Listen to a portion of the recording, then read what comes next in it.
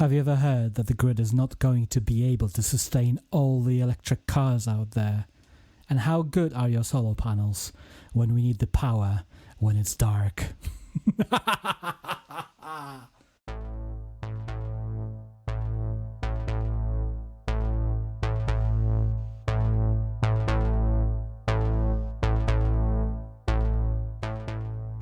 Welcome to the episode 8 of Take It EV podcast. I'm very happy to see more and more people downloading and enjoying the podcast. Thank you all. Please remember to follow us on Twitter at TakeItEV. Check us out on Facebook at facebook.com/TakeItEV. And of course, subscribe, share, comment, and tell everyone about us, please.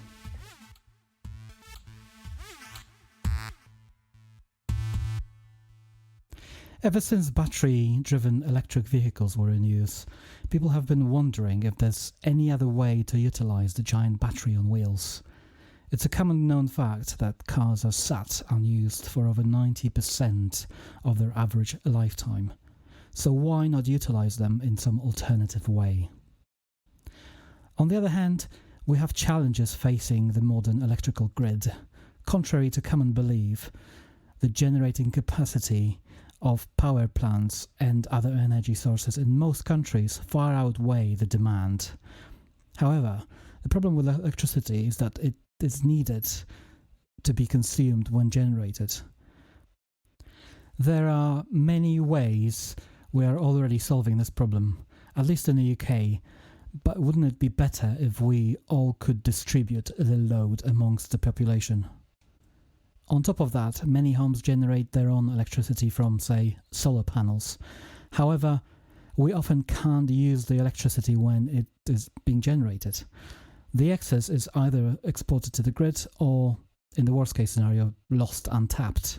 I mean, billions of electrons just running wild, cease to be useful, running away, getting lost.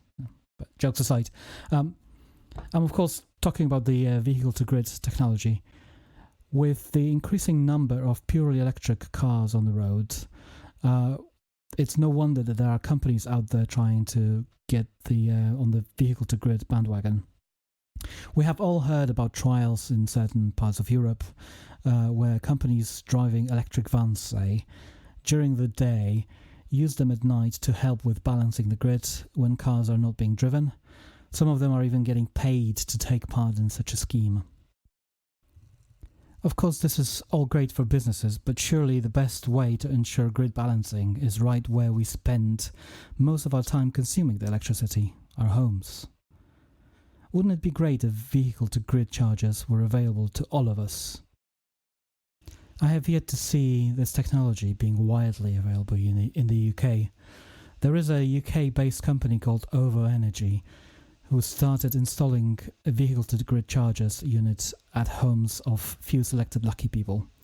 I have contacted them for comments, however, I've yet to hear back from them. Luckily for me, I know one such lucky fella who did agree to speak to me.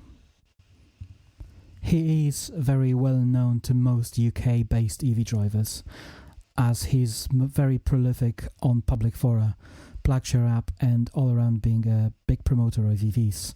Of course, I'd fail everyone if I did not mention his super funny Electrical Rhapsody parody of very well-known Queen's hit song, and of course his YouTube channel.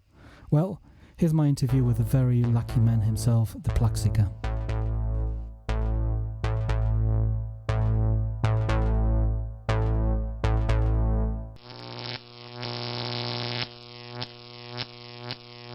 Right, good afternoon everyone. This is the PlugSeeker and I'm being interviewed for a change, so this is a new experience for me. Thanks for coming along. My pleasure.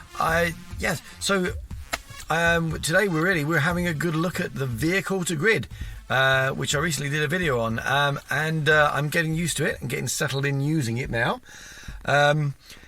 As you may or might know, those who are not familiar with vehicle-to-grid, basically it's a CHAdeMO which plugs into the front of the car, which has to be, at this point, a Nissan Leaf, as the only ones that it'll work with. That CHAdeMO is the same connector used on rapid chargers. So that connects to the vehicle to grid, which is a charger on the outside of the house, and it allows bi-directional travel between the car and the charger. So what it means is, effectively, my car can act as a Tesla Powerwall. It's a basically cheap battery for a house, but rather large battery for the house. Exactly. Although I'm not sure if I call it cheap, but yes, maybe not as expensive as a Powerwall, but actually has a much bigger battery than a Powerwall. Yeah. If you think a Tesla Powerwall is about 13 or 14 kilowatt hours, and this one has a usable 27 kilowatt hours, so you could say it's a bit better than a Powerwall. That's pretty cool. PlugSeeker's got something better than a Powerwall. We've got a Leaf, much better car. So this is the sort of technology that people used to talk about, like, in the future you're going to have a battery connected to your house, you're going to be able to connect your car, and so you live in the future now. Yeah, that's exactly. I'm living in the future. I am really pleased with it. I'm still getting used to it, I have to say. It comes with an app called the Kaluza app, which monitors the flow of electricity between the house and the car and the grid. It looks like it's still a work in progress because it is getting regular updates to the app, but it means I can trace what the car is doing, and it tends to be doing one of three things. If there is a time of heavy usage across the country in the grid, or if there's heavy usage in my house. So if I'm got the kettle on and the cooker going, and the kids are on the PlayStation, and all the energy is being sucked, the computer inside detects that, and it diverts power from my battery into the house, and any excess goes into the grid. Now, if it does also allow you to stipulate what the minimum you want in your car is, because I might suddenly have to dash off somewhere in a rush, and I may want to have a minimum bit of miles in, so I haven't exported everything to the house, and then find I can't go anywhere. So on the setting you can allow how much, and I usually allow a minimum about 35% staying in the car, so it won't take out more than that. And then it asks you on the app, when do you want to be charged by? It gives you a little Monday to Saturday, Sunday, and you say, well, I want to be charged up by 8 o'clock, say, to get out of the house on time to go to work, or on a weekend, maybe if I'm not working, I might be not going out in the morning, so I'll say, no, charge by midday, and the charger will then, it won't charge automatically, it will wait and see when, it uses the internet to look up this, when is the grid in excess energy, when is the energy abundant, because obviously between about 2 and 5 a.m, we often make more energy than we actually need. The grid is got a surplus. And this is the perfect and the most green time to be charging up your EV.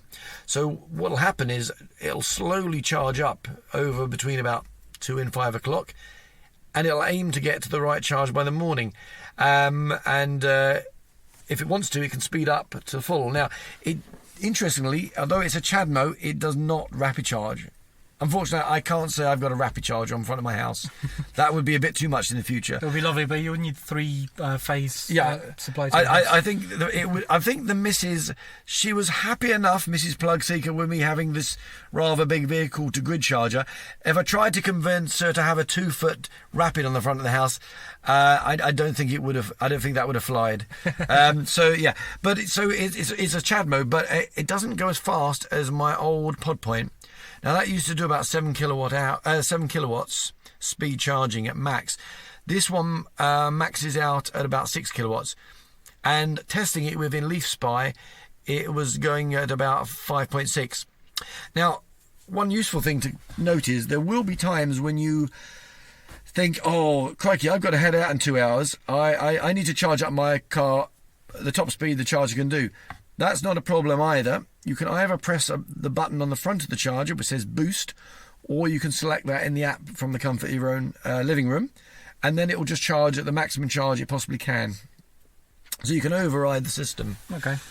So hopefully it gives you some sort of idea of how it all works. I'm still learning, as I say. Yeah. How long have you had it now? I've had it about 2 weeks now. I say I did that YouTube video literally the day or two after I got it, so I'm still learning and playing with it a bit at the moment. It's fascinating though. Are you aware of any other people sort of having it? Now, I do keep in touch with one or two other fellow YouTubers.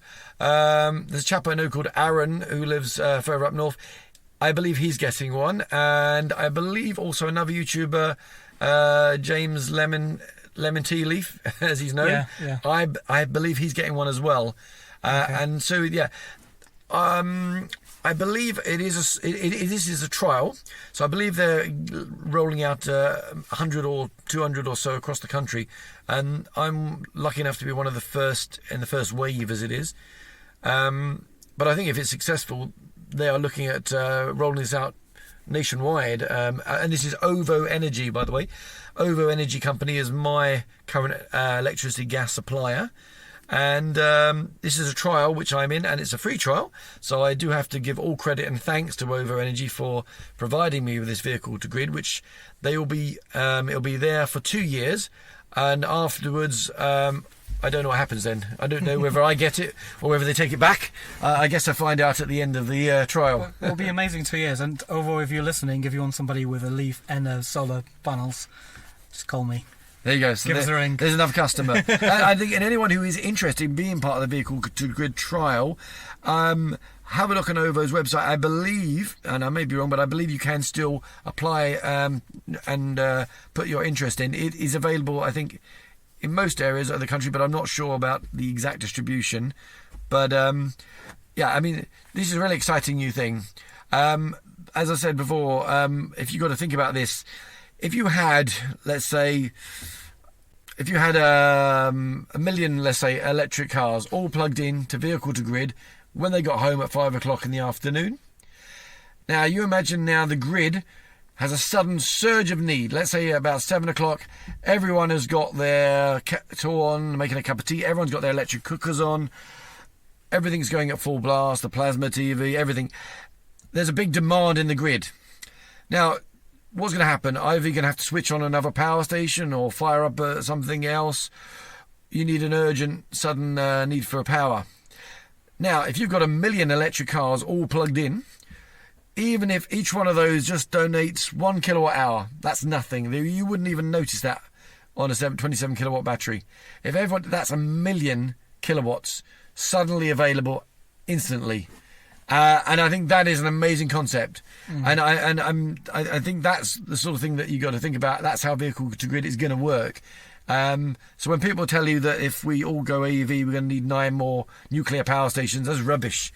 If anything, electric cars can smooth out the grid. We can electric cars plugged into this sort of system can suck in electricity when it's cheap and green and abundant, and then they can give it back when it's expensive and there's not enough. So you could actually, in theory, even out the grid, maybe even reduce some demand in the grid in places.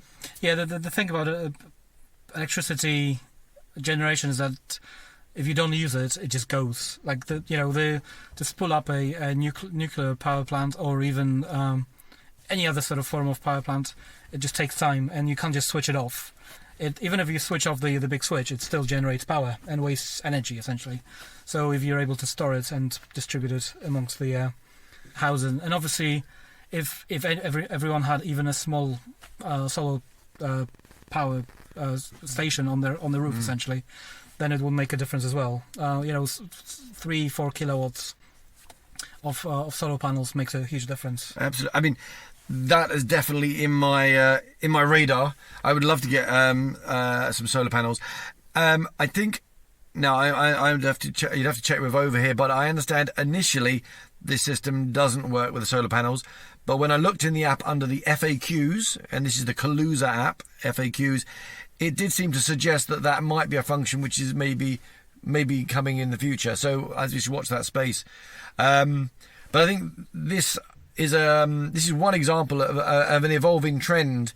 I would also point out other technologies that are doing a similar type of thing. You've got the OMI cable, which they are a cable which is external to the house.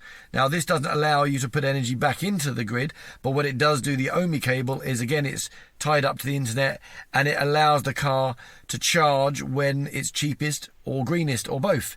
And again, that's a kind of a similar technology. You're only taking from the grid when it's in abundance. And the funny thing is, one thing that you may have some people have noted, Octopus Energy has an agile tariff, which is another provider that sometimes early hours of the morning, not only is the energy cheap, but as you said, sometimes they've got more energy they can get rid of, and they'll pay you to take energy. So energy can actually go into negative balance, and you can get paid for using energy, which seems ridiculous. But yeah, these are the sort of thing, and that's another technology, the OMI cable. And there are all kinds of other technologies out there that are allowing you to maximise using green energy. You've got My Energy Company, which is a British-based company, which make normal chargers. Zappy. The Zappy charger, exactly. The Zappy charger. Zappy charger is another example of an excellent technology, which is UK produced. Definitely amazing company, My Energy. And what their charge allows you to do is when you've got a solar panel, when the sun is shining and your car is charged, that charger diverts the solar power straight to your car. So you're using literally free sun energy. So these are the sort of technologies that are now pairing up with charging to make charging greener and to make the electricity we use greener and hopefully cheaper. And that's what we all want, really, isn't it? Cheap and green. Yep. That's pretty good. Okay. Thanks very much for appearing on Take It Easy. And thank you very much for coming to see me. It was great to be involved. And thank you very much. All right.